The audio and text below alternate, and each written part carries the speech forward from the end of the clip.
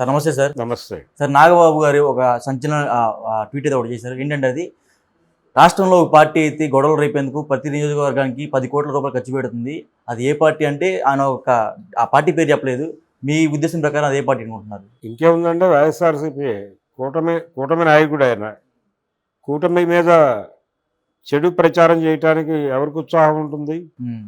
వైఎస్ఆర్సీపీకి. అంతకుమించి ఎవరికి అవసరం? కాంగ్రెస్ పార్టీ లేదు, అక్కడ కమ్యూనిస్ట్ పార్టీలకు అంత ఓపిక లేదు, ప్రోగ్రాము లేదు. చేసుకుంటే తెలుగుదేశం పార్టీ కుట్రలు చేయాలి. తెలుగుదేశం పార్టీ కుట్రలు చేస్తుంది మాకు వ్యతిరేకంగా అని మాట్లాడాలి. అది కనుక నాగబాబు మాట్లాడితే కూటమి చీలిపోతుంది, జగన్మోహన్ రెడ్డి గారి కళ నెరవేరుతుంది. ఆ మాటలు ఆయన డెఫినెట్గా మాట్లాడు. ఒకవేళ మాట్లాడితే పవన్ కళ్యాణ్ వచ్చి కంట్రోల్ చేస్తాడు ఆయన. సో ఎవరిని టార్గెట్ చేసి ఉంటాడు? ఈ 10 కోట్లు ఎవరు పెడుతున్నారు? వైసీపీయే. వైసీపీ ప్రతి జిల్లాలోనూ గందరగోళం చేయడానికి 10 కోట్లు కేటాయిస్తోంది. ఈ డబ్బులు అలా ఖర్చు పెట్టడం కంటే అభివృద్ధి పనులకు ఇవ్వడం మంచిది కదా అంటున్నాడు ఆయన. అభివృద్ధి పనులకి డబ్బులు ఇవ్వడానికి వాళ్ళెందుకు? మీ ప్రభుత్వం ఉందిగా, మీ ప్రభుత్వం చేయండి. వాళ్ళ పార్టీని రైజ్ చేసుకోవడానికి, వాళ్ళు ఉద్యమాలు చేయడానికో మరోదానికో డబ్బులు ఖర్చు పెడతారు.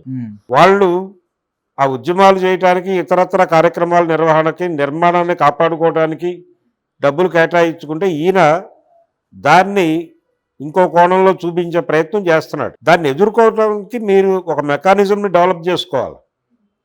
అంతే తప్ప ఇది పొలిటికల్ కామెంట్. సీరియస్గా హత్యలు చేయటానికి, లేకపోతే అధికార కూటమిలో రకరకాల చీలికలు తీసుకురావడానికి, కాన్స్పిరసీలు చేయటానికి ఈ డబ్బులు కేటాయిస్తున్నారు అన్న టోన్ కనిపించింది ఆయన స్టేట్మెంట్లో. ఒకవేళ అది నిజమే అయితే మీకు ముందస్తు సమాచారం ఉంది కాబట్టి ఇమీడియట్గా మీరు కౌంటర్ ఆపరేషన్ మొదలుపెట్టండి. కౌంటర్ ఆపరేషన్ మొదలుపెట్టి మీ పార్టీ శ్రేణులు అలర్ట్ చేసుకుని, బాబు అవతల వాళ్ళు ఇలా సర్వసన్నద్ధంగా రంగంలోకి దిగుతున్నారు, మీరు జాగ్రత్త, మన ప్రభుత్వం జాగ్రత్త అని మీరు ప్రికాషనరీ మెజర్స్ తీసుకొని కాపాడుకోండి. మిమ్మల్ని మీరు కాపాడుకోండి, మిమ్మల్ని నమ్ముకున్న ప్రజల్ని కాపాడుకోండి, మీకు ఓటేసిన ఓటర్లను కాపాడుకోండి. అది మీ బాధ్యత. మీరు గనక వదిలేస్తే జనాలు నిజంగానే సఫర్ అయితే ఆ వ్యతిరేకత మీ మీదే వస్తుంది. తెలిసి ఏమీ చేయలేకపోయారు అనే ముద్ర మీ మీద వస్తుంది. అందుకని నాగబాబు గారు ఇదేదో సరదాగా ట్వీట్లు చేయటము, ఏదో మాట్లాడటము కాదు. ఇప్పుడు ఆయన ఒక బాధ్యతాయుతమైనటువంటి పదవిలో ఉన్నాడు. ఏది మాట్లాడినా కొంచెం ఆచితూచి లెక్కేసుకుని మాట్లాడాల్సినటువంటి అవసరం ఉంది ఆయనకి. ఆయన ఆంధ్రప్రదేశ్ ప్రభుత్వంలో కీలక పాత్ర పోషిస్తున్నటువంటి జనసేన పార్టీ నాయకుడు కాబట్టి అంతే బాధ్యతతో వ్యవహరించి మాట్లాడాలి. అంటే ఇంకోటి సార్, ఇప్పుడు నాగబాబు గారు చెప్పిన మాటలకు ఇప్పుడు జగన్మోహన్ రెడ్డి గారు 10 కోట్లు అని చెప్పారు కదా, అది నాగబాబు చెప్పింది. ఇప్పుడు వినకొండలో జరిగిన మర్డర్ కూడా జగన్ గారు చెప్పించిన దాంట్లో ఉంటుందంటారా? అనే అనుకోవాలి కదా. ఇప్పుడు ఆయన చెప్పిన ప్రకారం మర్డర్లు చేయిస్తారు, గందరగోళాలు చేయిస్తారు, కూటమిలో చీలికలు తెస్తారు, కార్యకర్తలను కొనేస్తారు. ఇవన్నీ వస్తాయి. 10 కోట్లు సరిపోతాయా ఈ పనులన్నిటికీ అనేది వేరే ప్రశ్న. కాకపోతే అక్కడ అస్థిరత, రాజకీయంగా అస్థిరత చేయటానికి, ఆందోళనలు చేయటానికి డబ్బులు పెడుతున్నారు అనేది ఆయన ఉద్దేశం అయితే ఏ రాజకీయ పార్టీ అయినా చేస్తుంది. అది వైఎస్ఆర్సీపీయే కాదు. ప్రతిపక్షంలో ఉండగా తెలుగుదేశం అన్న ఇంట్లో కూర్చుందా? చంద్రబాబు నాయుడు గారు పాదయాత్ర చేశాడుగా.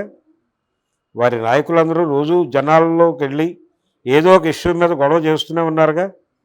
ఏదో ఇష్యూ మీద గొడవ చేయకపోతే పార్టీలు ఎలా బతుకుతాయి? యాక్టివ్ అపోజిషన్ సిద్ధాంతాన్ని ఈ ప్రపంచానికి పరిచయం చేసిందే చంద్రబాబు కదా. యాక్టివ్ అపోజిషన్ అంటే ప్రభుత్వం ఏ నిర్ణయం తీసుకుని అడ్డుపడిపోవటం. అది చంద్రబాబు కదా నేర్పింది రాష్ట్ర రాజకీయాలకి. జగన్మోహన్ రెడ్డి కూడా దాన్నే అనుసరిస్తున్నాడు. నిజానికి ఏం చేయాలి? ప్రొడక్టివ్ అపోజిషన్గా ఉండాలి. అంటే ప్రభుత్వం ఏదైనా తప్పులు చేస్తుంటే సవరించి ప్రజలకు మరింత మేలు జరిగే పద్ధతిలో వీళ్ళు ప్రభుత్వంతో సంప్రదింపుల్లో ఉండి ప్రభుత్వాన్ని నడపడంలో తమకు కూడా బాధ్యత ఉంది అనుకుని ప్రవర్తించాలి. ఆ పని ఎవరైనా చేస్తున్నారా? ఏ ప్రతిపక్షమైనా? ఎక్కడ లూపు ఎక్కడ దొరుకుతుందా, ఎక్కడ లొసుగు దొరుకుతుందా ఎక్కి తొక్కేద్దామనే ప్రయత్నాల్లోనే ఉన్నారు కదా. అందుకని ఈ డబ్బులు సరిపోవు. ఈ 10 కోట్లు సరిపో వాళ్ళ కార్యక్రమానికి. మీరు ప్రతిపక్షంలో ఉన్నా మీరు చేసేది అదే. వారు ప్రతిపక్షంలో ఉన్నారు కాబట్టి వారు చేస్తారు. దాన్ని ఎలా ఎదుర్కోవాలనేది మీ మెకానిజం మీరు డెవలప్ చేసుకోవాలి. ఇలా రోడ్డు మీదకెక్కి ఏడిస్తే ఎవరు ఓదారుస్తారు మిమ్మల్ని? మీ ప్రోగ్రామ్ ఏంటో మీరు డిజైన్ చేసుకోండి. వాళ్ళేదో 10 కోట్లు ఖర్చు పెడుతున్నారని మీరు ఏడవటం ఎందుకు? మీరెందుకు జనాల్లోకి లీక్ చేయటం ఆవేశపడి? అందుకని నాగబాబు గారు లోపల మాట్లాడుకోవాల్సినవి బయటకు మాట్లాడుతున్నాడు, అంతే తేడా. ఆయన లోపల మాట్లాడుకుని వ్యూహరచన చేసుకుని వాళ్ళ పార్టీని, వాళ్ళ పార్టీ మద్దతు ఇస్తున్నటువంటి పార్టీని కలిపి కూర్చోబెట్టి జాగ్రత్తలు తీసుకోండి. మీకు ఇన్ఫర్మేషన్ తెలుసుంటే. పైగా క్లారిటీ ఎందుకు ఇవ్వకుండా ఉండాలి? వైసీపీ అని చెప్పచ్చుగా. ఒకవేళ ఈయన టీడీపీని ఉద్దేశించి అన్నాడేమో అని అనుకోవడానికి అదొక మార్గం వేసి పార్టీ పేరు చెప్పడం ఎందుకు? బీజేపీని అంటున్నాడా? పోనీ ఏపీలో ఉన్నవి అవే కదా. కమ్యూనిస్ట్ పార్టీలను అంటున్నాడా? కాంగ్రెస్ని అంటున్నాడా? కాంగ్రెస్కి ఆ సీన్ లేదు. ఇంకా 10 కోట్లు కేటాయించే సమర్థత ఉన్నది వైసీపీకి మాత్రమే. అదేదో స్ట్రైట్గా చెప్పచ్చుగా. మీరు యుద్ధం చేస్తున్నారుగా ఆ పార్టీతో. జగన్మోహన్ రెడ్డిని దించడమే లక్ష్యంగా కదా మీరు కూటమి డిజైన్ చేసింది. ఇంకెందుకు మొహమాటం? అనవసరమైన స్టేట్మెంట్ అది. ఒక రకంగా సెల్ఫ్ గోల్ స్టేట్మెంట్ అది.